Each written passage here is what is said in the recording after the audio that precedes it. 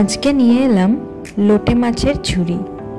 গরম ভাতে ঘি দিয়ে এই লোটে মাছের ঝুড়ি পেয়ে গেলে আমার তো আর কিছুই লাগে না।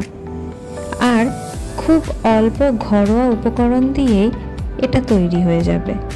দেখতেই পাচ্ছেন কত কম উপকরণ লাগছে। প্রথমেই তেলে সামান্য নুন দিয়ে পেঁয়াজটা বাদামি করে ভেজে নেব। এরপর কাঁচা লঙ্কা কুচি আর বাটা মশলাগুলো মিশিয়ে ভালো করে ভাজতে থাকবো। তারপর গুঁড়ো মশলাগুলো মিশিয়ে ভালো করে কষিয়ে নেব। এবার মাছগুলোকে ছেড়ে দেব। মাছ থেকে কিছুক্ষণ জল বেরিয়ে গেলে এইভাবে কাঁটা চামচের সাহায্যে মাছের কাঁটাগুলোকে আলাদা করে নেব। যতটা সম্ভব কাঁটা ছাড়িয়েই নেব। মাছের সমস্ত জল শুকিয়ে যাওয়া অবধি কড়ায় নেড়ে নিয়ে নামিয়ে নিলেই ওপর থেকে ধনেপাতা কুচি ছড়িয়ে দিলেই রেডি।